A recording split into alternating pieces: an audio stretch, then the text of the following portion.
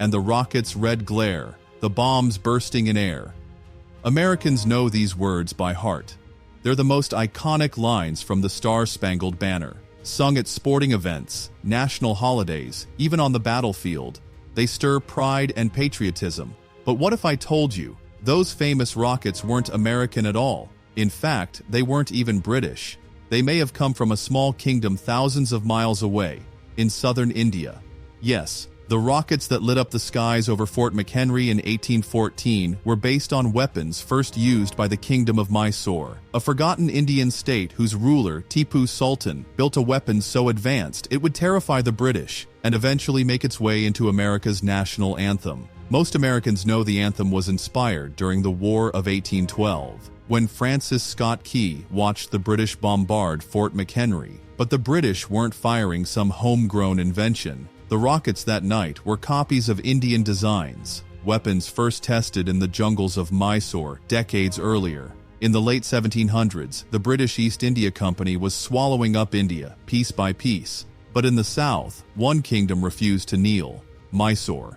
Its ruler, Tipu Sultan, known as the Tiger of Mysore, was more than a warrior. He was an innovator who saw technology as the key to survival. His greatest innovation? Something no other army in the world had perfected: iron-cased military rockets. Europe had seen rockets before, flimsy wooden tubes with short range and poor accuracy. But Mysore's engineers replaced the wood with hammered iron, allowing more gunpowder, more range, and far greater impact. These rockets didn't just fly straight. They twisted, spiraled, and screamed through the air before slamming into their target. British soldiers described the sound as a horrible wailing roar that shook their nerves before the blast even landed. When British troops first faced Mysore's rockets in the late 1780s, they were stunned. Reports from the time warned that these weapons could revolutionize modern warfare. From that moment, the British weren't just fighting Mysore for land, they were fighting for its technology. Tipu Sultan turned his rocket corps into a specialized force of 5,000 men. In battle, they could shred enemy lines before a single musket was fired. But the British were relentless. In 1799, they laid siege to Seringapatam, Mysore's capital. It wasn't just the fall of a city, it was the moment Britain would seize the future of rocket warfare and eventually bring it to America's shores. When Tipu Sultan fell in 1799, the British didn't just end a war, they ended a dynasty and stole a revolution in warfare. Inside the walls of Seringapatam, British troops found more than gold, jewels, and silks. They discovered over 700 military-grade rocket launchers, thousands of perfectly crafted iron rocket tubes, and written manuals describing their use in battle. These weren't crude firework toys. They were the most advanced rocketry of the 18th century, light enough to carry, strong enough to pierce armor, and terrifying enough to break an enemy's will.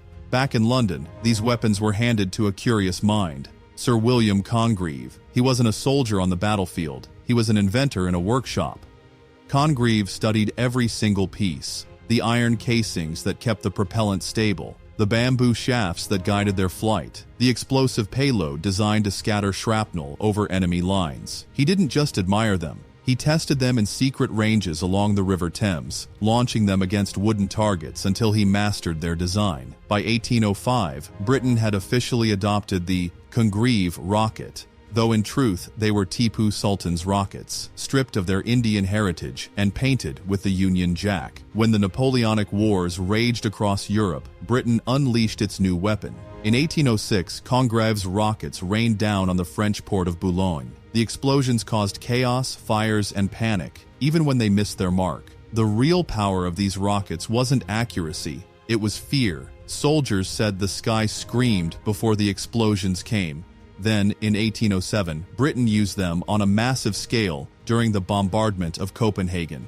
The rockets turned neighborhoods into firestorms. The city's night sky was lit with streaks of red and gold, a sight so terrifying that Denmark surrendered after just 3 days. These rockets became a permanent part of Britain's arsenal, not just in Europe, but wherever the empire fought. They were used in the Peninsular War against Napoleon's troops, at the Battle of Leipzig, and even in colonial campaigns in Asia and Africa. But the most famous and ironic use came not in Europe, but across the Atlantic Ocean. When the War of 1812 broke out, Britain brought the rockets to North America. By September 1814, they were aimed at Fort McHenry in Baltimore Harbor. The British ships sat just out of cannon range, but the rockets, they could fly 2,000 yards, shrieking as they cut through the air before exploding above the fort. Inside, American soldiers huddled under the bombardment, hearing the unnatural whistle of incoming fire, a sound no musket or cannon had ever made. Aboard a truce vessel nearby, lawyer Francis Scott Key watched in awe as the night sky erupted with red streaks and bursting lights. He didn't know their origin. He didn't know they were Indian, but in that moment, he wrote words that every American schoolchild would one day recite. And the rocket's red glare, the bombs bursting in air. Ironically, the line that became America's proudest symbol of resilience came from the weapons of a fallen Indian kingdom. When the British East India Company captured the fortress city of Seringapatam in 1799, they weren't just ending the reign of Tipu Sultan, they were inheriting a technological marvel. Hidden among the spoils of war were over 700 iron-cased rockets, each meticulously crafted with an accuracy and range European armies had never seen. These were not primitive fireworks. They were precision-engineered weapons capable of striking fear long before impact. The British shipped dozens of them back to England, placing them in the Royal Arsenal at Woolwich. That's where a young artillery officer named Sir William Congreve first saw them, sleek, deadly, and unlike anything produced in Europe. Congreve was not just another military man. He was the son of the comptroller of the Royal Arsenal, practically raised among explosives and weapon experiments. Fascinated by the Mysorean design, he began to reverse engineer the rockets, measuring the iron tubes, studying the balance of weight to trajectory, and even replicating the unique method Tipu's engineers used to weld the casings shut. But Congreve wasn't content with mere imitation. By experimenting with different propellant mixtures and guide sticks, he improved stability and doubled the effective range compared to the original Mysore models. His upgraded rockets could reach over 2,000 yards, twice as far as most artillery of the era. The British military, intrigued but skeptical, gave Congreve the chance to prove his invention in 1806 during the Boulogne raids. Using specially built launchers, the Royal Navy unleashed hundreds of rockets against the French coastal defenses. The result was devastating, not only in physical damage, but in psychological effect. Eyewitnesses described the eerie hiss followed by an explosion of fire. Unlike any cannon they'd ever faced, it was a success. But Congreve wanted more. He needed a moment that would prove rockets could decide wars. That moment came in September 1807. Britain, determined to keep the Danish fleet out of Napoleon's hands, launched a preemptive strike on Copenhagen. Over the course of 3 days, British forces fired more than 25,000 rockets into the city. The resulting inferno destroyed hundreds of buildings and left civilians terrified. Danish officers later admitted that the sheer unpredictability of the rockets shattered morale faster than traditional bombardment. For the first time, a European capital had felt the full wrath of the Congreve rocket, and the world was watching. With success came expansion. Congreve developed multiple rocket sizes, ranging from small mobile launch variants to massive siege rockets carrying explosive warheads weighing over 30 pounds. He also designed launching frames that allowed rapid, concentrated volleys, turning the rockets into a storm of fire in the sky. The psychological effect was as valuable as the physical destruction. Enemy soldiers often broke ranks just from the sound. By 1810, the Congreve rocket was a core part of British military planning. Napoleon's armies now faced them in multiple campaigns, and rumors of their terrifying range spread across Europe. While Europe struggled under the shadow of Napoleon, another stage was quietly being set. The British, confident in their new weapon, were preparing to use it far from the battlefields of Europe. Their next target wasn't in France, Denmark, or India. It was across the Atlantic. In the years to come, these very rockets, descendants of Tipu Sultan's innovations, would light up the night sky over an American fort, inspiring the words that would one day become the United States national anthem. By the early 1810s, Britain had emerged from years of conflict against Napoleon's France with one of the most advanced arsenals in the world. Among its prized innovations was the Congreve rocket, fast, terrifying, and already feared across Europe. But across the Atlantic, relations with the United States were souring. Trade restrictions, the impressment of American sailors into the British Navy, and tensions over Western expansion were pushing the two nations toward war. When war officially broke out in June 1812, the British saw a chance not only to defend their territories in Canada, but also to strike at the young republic's heart, and they would bring their most fearsome weapon with them. In the summer of 1814, British warships crossed the Atlantic carrying hundreds of Congreve rockets in their holds. Each rocket was carefully packed in wooden crates, their iron casings gleaming with a deadly promise. For most American soldiers, the word rocket meant little. Artillery was familiar, but these weapons were unlike anything they'd faced. They didn't know it yet, but the very sight of these projectiles would soon be etched into the nation's memory. After burning Washington, D.C. in August, the British turned their attention to Baltimore, a vital port city and a symbol of American resistance. Guarding the harbor was Fort McHenry, a star-shaped fortress bristling with cannons. The British plan was simple: break American defenses with a relentless bombardment, then land troops for the final assault. But this time, cannons would not be the only weapons in play. On the night of September 13, 1814, the British fleet unleashed a storm unlike anything America had seen. From the decks of their ships, they fired Congreve rockets in sweeping arcs over the water, leaving trails of fiery light across the dark sky. The rockets screamed and hissed as they flew, spinning unpredictably before slamming into the fort and surrounding city. Each explosion lit up the clouds in shades of red and orange, the air filled with smoke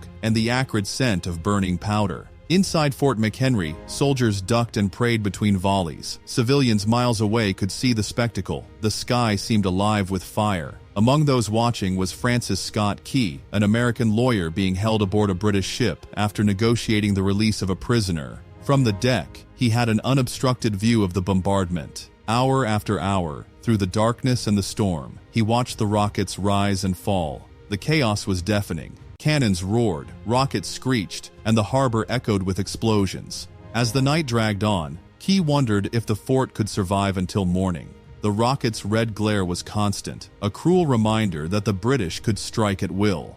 When the first rays of sunlight broke over the horizon on September 14th, the smoke began to clear. And there, still defiantly waving over Fort McHenry, was the American flag. The fort had held. The city was safe. For Francis Scott Key, the sight was overwhelming. The rockets that had filled the night with terror now became part of a moment of triumph. That morning, he began writing a poem, words that would later be set to music and adopted as the Star-Spangled Banner. What Key didn't know, and what few Americans realize even today, is that those rockets had a history far older than the War of 1812. Their design had come from halfway across the world, from the forges of Tipu Sultan's Mysore, carried to Britain as spoils of war, and now repurposed to attack a new nation. Think about it. The most famous line in America's national anthem, "And the rocket's red glare," was inspired by weapons that didn't come from Britain or America, but from India. Rockets first forged in the workshops of Mysore, meant to defend an Indian kingdom from British conquest, had traveled halfway across the globe to become a symbol of American resilience. It's a twist of history so bizarre that it almost sounds like fiction.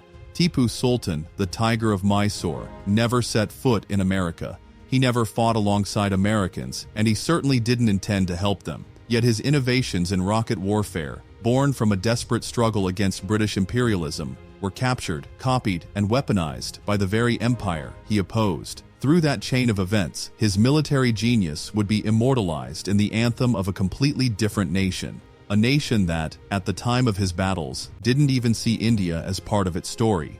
When Americans stand to sing their national anthem, they see the flag of Fort McHenry, tattered by the night's bombardment, but still standing. What they don't see is the invisible thread connecting that moment to the dusty plains of Mysore, where blacksmiths hammered metal tubes into shape, not knowing their work would one day inspire a poem in a faraway land. National symbols are supposed to be pure, born from the soil of the nation itself, but history doesn't always work that way. Sometimes, a symbol's roots stretch across oceans and through the hands of enemies. The rockets that lit up Baltimore's sky were, in truth, born of resistance against the very empire that brought them there. It's a reminder that history is a web, not a straight line. Today, Congreve rockets are museum pieces. The Star-Spangled Banner is sung at ball games, graduations, and presidential inaugurations. Almost no one in those moments thinks about Mysore, Tipu Sultan, or the engineers who first perfected those rockets. Yet, whether recognized or not, their legacy is hidden inside every performance of the anthem, an echo from across continents and centuries. Picture this. The crowd stands, hats over hearts, as a singer's voice carries over the stadium, and the rocket's red glare. Every ear hears it as an American moment. Every eye sees it as a scene from Baltimore, 1814. But hidden beneath those words is a completely different story, one that began under a burning Indian sun in the shadow of a fortress, with a man called the Tiger of Mysore. Tipu Sultan never fought for the United States. He never even imagined America would one day sing about rockets. Yet his defiance against the British Empire planted the seeds for one of America's most cherished national symbols. It is one of history's strangest gifts, passed from an enemy of Britain, through Britain itself, and finally into the heart of American identity. And that is the beauty and irony of history. The things we believe are ours are often woven together from many hands, across many lands. So the next time you hear "and the rocket's red glare," remember, you are hearing the echo of a war fought thousands of miles away, by a man who never knew your flag, but helped inspire it all the same. Now I want to hear from you. What other national symbols do you think might have roots in unexpected places? Drop your thoughts in the comments.